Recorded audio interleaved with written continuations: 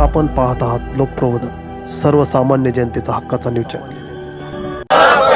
मकाला हमी भाव कोण म्हणतं देत नाही। नाशिक जिल्ह्यातील कळवण तालुक्यात शेतकऱ्यांच्या प्रश्नांकडे दुर्लक्ष होत आहे। या ज्वलंत प्रश्नांवर लक्षवेधी उपोषण आंदोलन कळवण बाजार समिती आवारात सुरू झाले असून कळवण तालुक्यातील शेतकऱ्यांच्या वतीने सर्व शेतकरी संघटना या आंदोलनात सहभागी होऊन आमरण उपोषणाला बसले आहेत। कांदा, मका, सोयाबीन यांसारख्या शेतीमालाला योग्य हमीभाव मिळत नसल्यामुळे अनेक शेतकरी आर्थिक अडचणीत सापडले आहेत। उत्पादन खर्च सातत्याने वाढत असताना बाजारात मिळणारा दर मात्र अत्यंत कमी असल्याने शेतकऱ्यांचे मोठे नुकसान होत आहे। कांद्याला 3000 रुपये हमी भाव आणि शासनाने 2400 रुपये डिक्लेअर केलेलं मक्याचं खरेदी, या दोन्ही गोष्टी शासन या गोष्टींकडे साफ दुर्लक्ष करत आहे।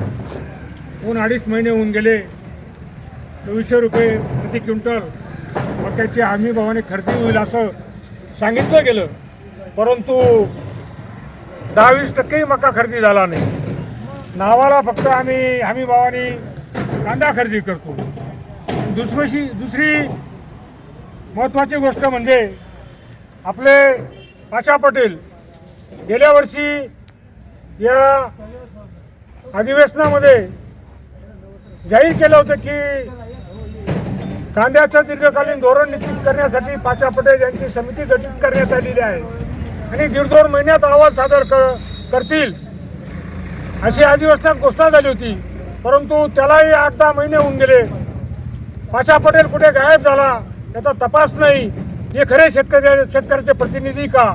या गंभीर परिस्थिती संदर्भात शासनाचे लक्ष वेधून आवाज उठवण्यासाठी शेतकऱ्यांनी कळवण येथे आमरण उपोषण सुरू केले आहे।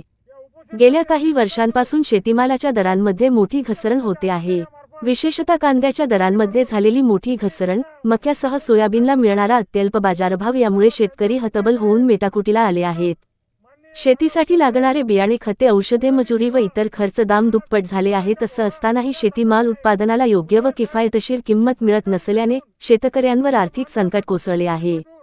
कर्जबाजारी झालेला बळीराजाला कर्जमाफीची प्रतीक्षा आहे। थकीत कर्जाच्या खाईत दबलेल्या शेतकऱ्यांना दिलासा मिळावा, तसेच नियमित कर्जफेड करणाऱ्या प्रामाणिक शेतकऱ्यांना ही भरीव तरतूद करण्यात यावी अशी मागणी लावून धरली जाणार असल्याचे स्वाभिमानी शेतकरी संघटनेचे प्रवक्ते कुबेर जाधव यांनी सांगितले। लोकप्रबोधन मराठी न्यूज नेटवर्क महाराष्ट्र, उपसंपादक वामन शिंदे।